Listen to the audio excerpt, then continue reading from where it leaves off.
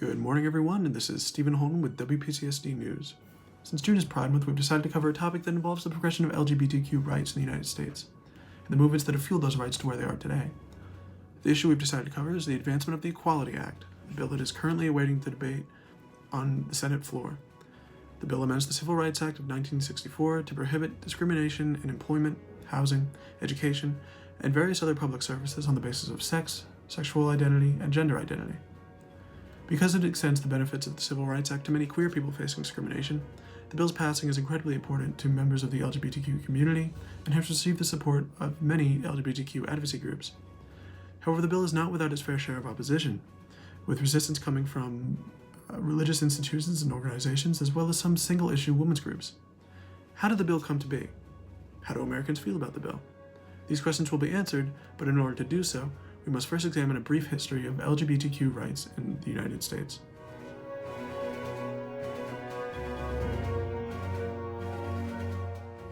Globally, the classical era of both Eastern and Western cultures saw a general acceptance of homosexual relationships, but Western views on same-sex acts shifted drastically as Christian doctrine gained fervor.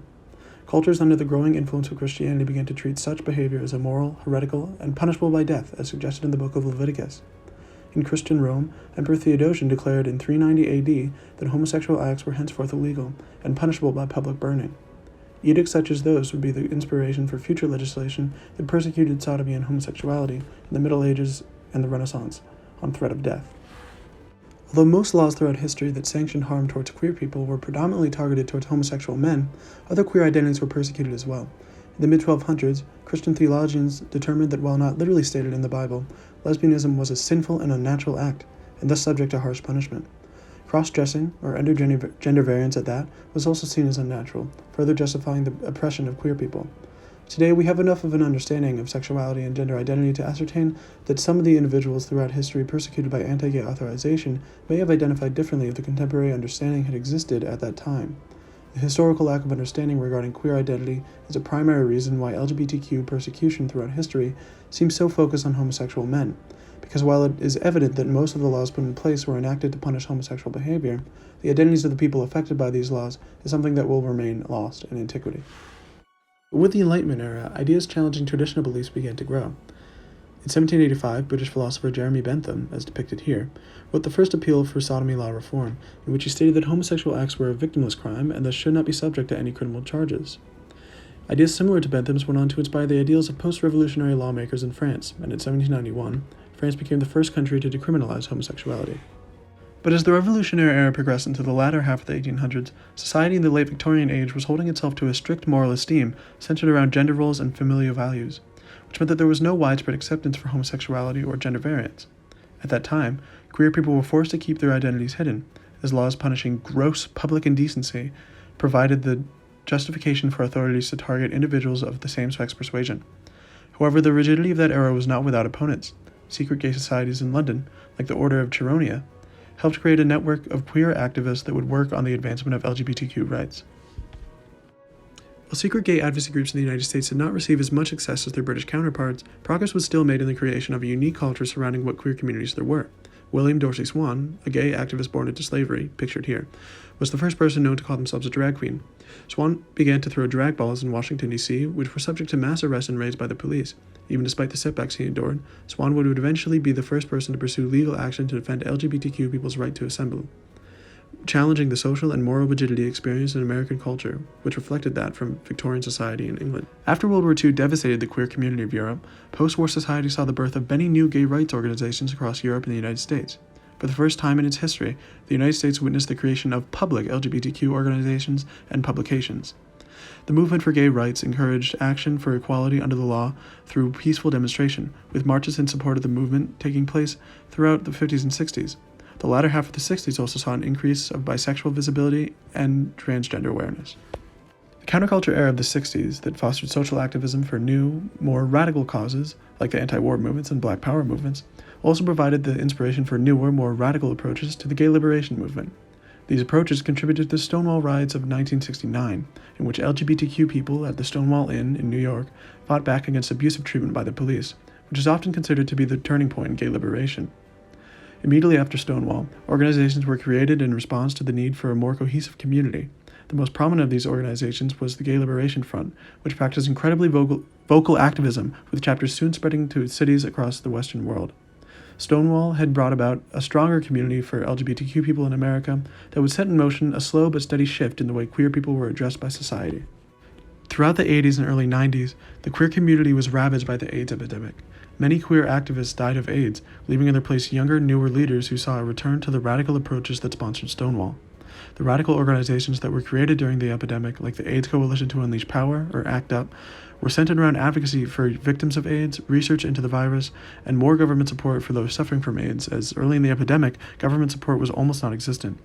The AIDS epidemic also further stigmatized the LGBTQ community, leading many uninformed people to distance themselves from queer people to avoid what was also called the gay plague.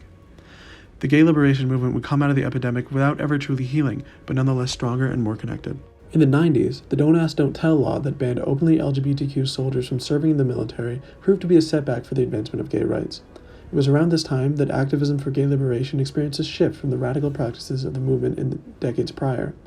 In order to make an appeal to public opinion, LGBTQ activists began to present themselves as average people, with the only difference between the average homosexual and the average heterosexual being their private life. It was agreed by leading gay rights activists that this sentiment was to be broadcast on any available form of media, creating a massive media campaign that depicted anti-gay legislation as basic rights that were not being granted to equal members of society. Over time, this agenda proved successful. In 2003, the United States Supreme Court ruled in Lawrence v. Texas that sodomy laws were unconstitutional, effectively ending the prohibition of homosexual acts in the United States, a major win for the advancement of gay rights. But the agenda didn't stop there, instead continuing the fight for equal standing under the law for LGBTQ people.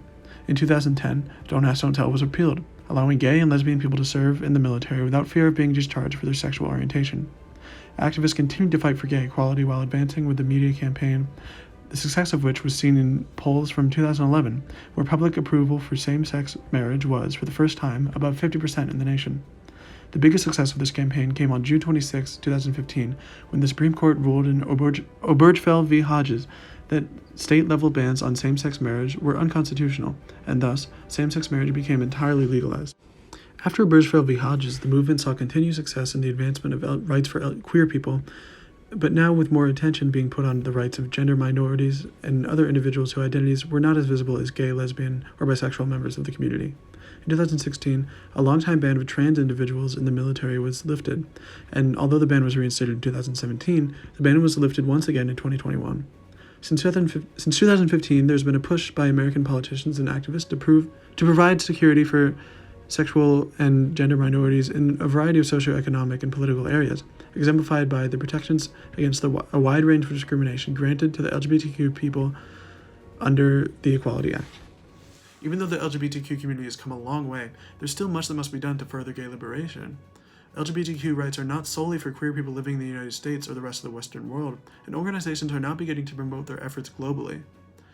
Progress in this is slow, as many societies are opposed to Western intervention and see gay rights as a harmful Western ideology. And often, gay rights are traditionally oppressed in the long-standing customs that many cultures partake in. But even in the United States, the fight for queer rights is still in need of advancement. That's where bills like the Equality Act come into play, as they assure that the discrimination of LGBTQ individuals will not be able to hinder their equal status under the law. Here to speak with us on the origins of the bill is its sponsor, Senator Jeff Merkley of Oregon. Senator, I want to start off by clarifying something for our viewers. Is this the first time a bill like this has been proposed? No.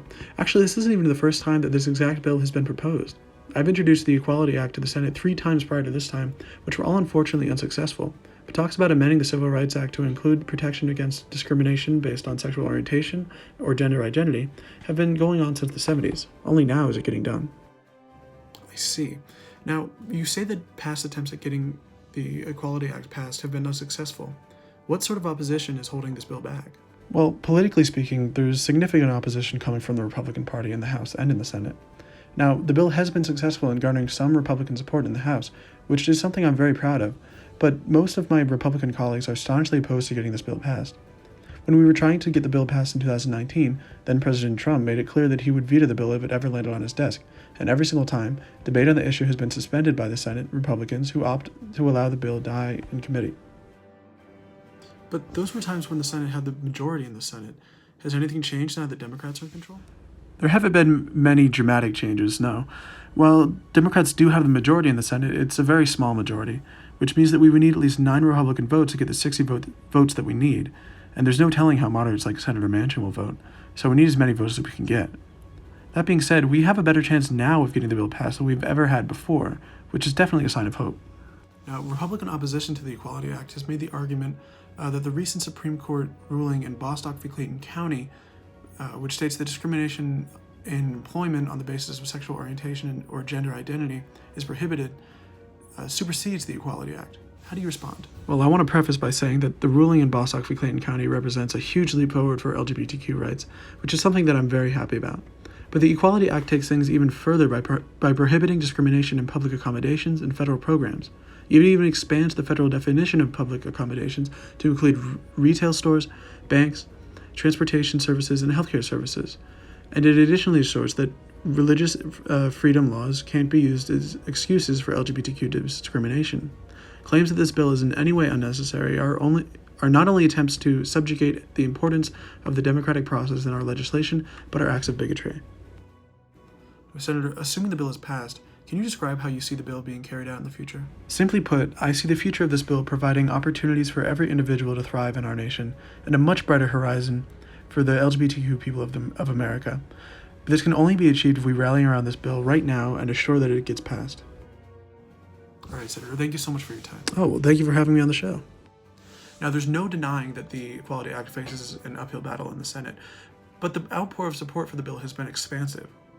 In total, 547 organizations have displayed their support for the bill's passing, including human rights organizations like the ACLU, the SPLC, and the Human Rights Campaign, and from national professional organizations like the American Bar Association and American Psychological Association. Women's rights organizations like the National Organization for Women and Planned Parenthood have stated that the Equality Act poses no threat to existing women's rights, as the opposition claims. And religious institutions like the Episcopal Church and the United Methodist Church have stated that their support for the bill, even despite the opposition claiming that the bill threatens religious freedoms. Opposition to the Equality Act has not been without support either. Conservative media pundits such as Tucker Carlson and Candace Owens have been especially vocal about the bill and its apparent threat to existing protections for women in religion. While resistance also comes from some single-issue feminist groups like the Women's Human Rights Campaign, USA, and the Women's Liberation Front, who feel that protections for transgender individuals will infringe upon their beliefs of social identity structured around sex rather than gender. The American Family Association, the LDS, and the Heritage Foundation have all stated their opposition to the Equality Act as well. The intense feelings behind the Equality Act have made it the source of public controversy as it sits awaiting formal debate in the Senate. Here to speak more on the opposing stance of the conflict is Senator James Lankford of Oklahoma. Senator, can you describe to us your main objections to the Equality Act? Absolutely. Me and most of my fellow Senate Republicans see that this bill poses a great threat to the freedom of religion, one of the untouchable paragons of our Constitution, and that it classifies exclusion of anti-religious lifestyles from a business's services as discrimination and prohibits it. How are we supposed to respect and grow the service industry in this country without respecting their faiths? Additionally, this bill would see the erosion of women's rights laws in this country, who would assuredly be put at risk if they could not choose public services that are separated by biological sex. Obviously, I too want LGBTQ citizens to feel safe in this country, but this bill offers far too much protection, and it causes too much harm for something that the Supreme Court has already ruled on. Now, do you support this bill being debated and voted on in the Senate? I think there are far too many issues with this bill for it to advance in the Senate in any way. I think that if the bill is revised and if the issues are corrected, then perhaps the bill will receive some support from members of the Republican Party like myself. But as of right now, I see no reason to allow this bill to go any further than it already has. Senator, I'm curious how you plan on combating the fact that public approval ratings for the protections offered in the bill are as high as 83% for and 17% against, as well as additional polls that show that 76% of Americans oppose religious exemptions from service for LGBTQ people. I think that regarding approval for what the bill offers, Americans probably haven't dug deeper into what the bill will actually do. I think that regarding public approval for religious exemptions, that's fine. Americans are well within their right to oppose that, but protections for the freedom of religion in this country aren't going anywhere. I think that overall, these polls diminish the hard work of millions of Americans who are concerned that their voices are not being heard over the push for radical and harmful protection of queer people, as promoted by this bill. Senator, if this bill is passed, how do you see it being utilized in the future? This bill's passing would be a huge win for the Democrats and their campaign to silence religion and the voices of women who oppose these services being defined by gender. We'd undoubtedly see the destruction of religious choice in the service industry and the erosion of women's rights. We, the traditional good old people of the United States, need to protect what this nation stands for, that being modesty, conservatism, and reverence to our faith. All right, thank you, Senator, for your time. You're very welcome. We talked about the history of LGBTQ rights, we've talked about what the Equality Act will do, and we've seen what the sides have to say.